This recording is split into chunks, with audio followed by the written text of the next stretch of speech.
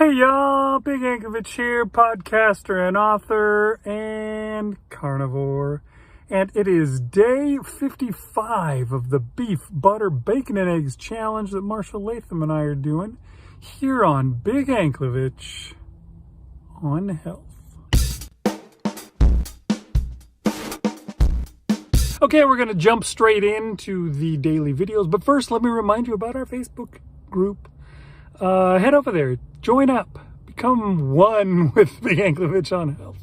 Yeah, we're there talking about stuff, supporting each other, making friends, and just trying to help each other do this, kind of difficult task of getting rid of carbs and turning our lives around. So it's always great to have a support system, and that's what we would like to be able to be over there for each other. So come join us. Now let's go ahead and jump straight into the videos. It is day 55, and today's an interesting day.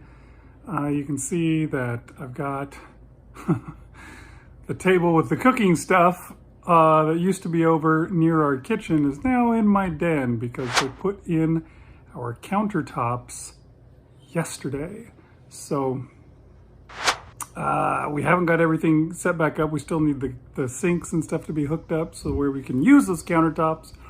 But at least it's exciting because we're close.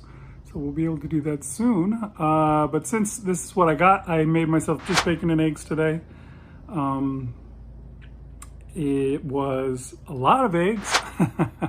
My friend and podcast co-host Rish Outfield was telling me about how he gives plasma and he was trying to, get his protein up. And so he went out and he bought a dozen eggs and he cooked them all at once and ate them all at once. And I thought, I usually just do 6 eggs. I've never tried a dozen. I'm going to try that. So that's what I did today. I cooked a dozen eggs and a pound of bacon. And it was surprisingly filling, to tell you the truth. I was stuffed by that. It was a struggle to get to the end of that, to get through all of that bacon and all of those eggs. Because it was 6 more eggs than usual, which is weird because lots of times I'll eat a pound of bacon, some eggs, and like some ground beef, but I was barely able to finish what I had. Definitely couldn't have gone on to eat anything more. So that's what I had today, a whole dozen eggs, just a whole container. Maybe I'll do that again tomorrow. I don't know. It was pretty good, I have to say. Hey, it's day 55 of the Beef, Butter, Bacon, and Egg Challenge. And keeping it pretty simple again today with 1 meal a day. And I had a bunch of that steak left over from what I had the other night. And I just took it out of the fridge and I cut it up into slices. And I didn't heat it up, but I cooked a 6-egg omelet and put not all of it because I've overstuffed it before. But yeah, I just had a steak omelet essentially with slices of steak in there. I made sure and seasoned it really well. It was really good tasting. I did a good job with that. I did have to put it in the microwave for about a minute because with that many eggs and that much stuff in the omelet pan, I just can't get it cooked all the way through in the middle. So I do the best I can, and I put it in the microwave for about a minute. I mean, it still has a lot of juices and stuff in there, which is fine. I just don't want it all juices, So it tasted really good. It's still, obviously the cuts of meat that I'm using aren't the best anyway. They're the tougher cuts of meat.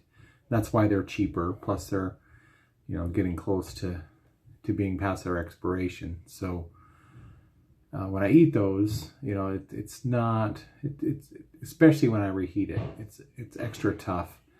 And I thought by making a little bit more rare when I cooked them in the first place, and then not heating them up, just putting them in the omelet and letting them heat up in there, that it would be a little bit more soft and tender. And I guess it was, but it's still pretty chewy, pretty tough to eat, and hurts my mouth when I do that. So I don't know, I guess I just need to do something different there or whatever. But yeah, it's working out pretty good.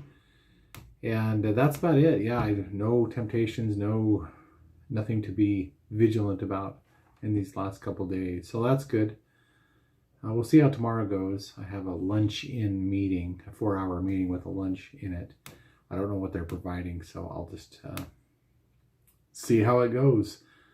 But regardless of what they bring, whether I can eat it or not, just going to keep going and eat something good when I get home. All right, so there you go. Interesting stuff, I guess. I don't know. The thing that really jumped out at me was Marshall complaining about how his jaw hurts sometimes from eating some tough meat. I think that's an interesting thing that has actually, I've heard a fair amount about that kind of stuff. Just the difference between our jaws and the jaws of our ancestors. Once we turned to farming, agriculture, then the bone structure in general of human beings kind of changed a lot. Stopped being as tall as we used to be because we weren't getting the nutrition that we needed. And another thing that started happening was our jaws weren't shaped the same as they used to. Because we were eating, mushy, easy to chew stuff instead of some of the tougher things that we eat. Well, we used to eat when we would eat animals. We would be eating, chewing on bones and gristle and all that kind of stuff. And supposedly doing that kind of stuff's really good for you. I think that our wisdom teeth are supposed to fit in our head.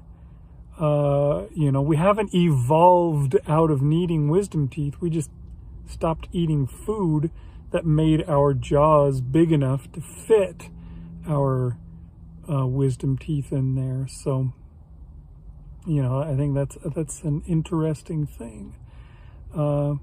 And, there is a thing out there, I think they call it mewing, like M-E-W-I-N-G, for a guy, I believe his name was John Mew, came up with the idea that, our faces, our palates are not they're not shaped the way that they should be anymore. And it's one of the reasons why we're having a lot of problems with orthodontics and stuff like that. Our teeth should just, be straight naturally. But because of various things, but our diet is definitely one of them, we aren't. We don't have that anymore. And it can make a big difference. You get your jaw as big as it should be, and you can have a better looking face. And I don't know how old. I think at this point, I'm too old to really make a difference with doing any mewing to fix my jaw. But, younger kids, you teach your kids about mewing, help them to see that they can, make their face work out. It's basically you just take your tongue and you make sure that it rests, it presses up into the, your palate. That's how you rest it, because your tongue is a really strong muscle, and if it's pressing up, it'll spread your palate out like it should be and make your face the right shape. And if you eat enough tough food, your jaw will grow big and strong, and you'll have a good looking face, and all the ladies will love you, or gentlemen, depending on who you are that's watching this show. And yeah, it's an interesting idea. Check it out. Look it up, mewing, John Mew. And I believe they call it, some kind of a holistic orthodontistry or something like that. I can't remember what they call it, but you can even go to a holistic orthodontist who will help you get your teeth back in order without braces, but in other ways. I think I need to check out one of those. Just, I had braces when I was a kid, and I feel like my mouth just isn't shaped the way it should be anymore. My teeth don't quite fit together like they're supposed to, so I'm gonna have to look up one of those myself. Anyways, I rambled on plenty about mewing, but yeah, check it out. It's a very interesting topic. I've seen several videos on it, and it's interesting stuff. What I've Learned has a good one about it. He's one of my faves. I love that guy. What I've Learned always got good videos. Anyways, thanks for watching. We'll see you guys next time on Big Anklevich on Health.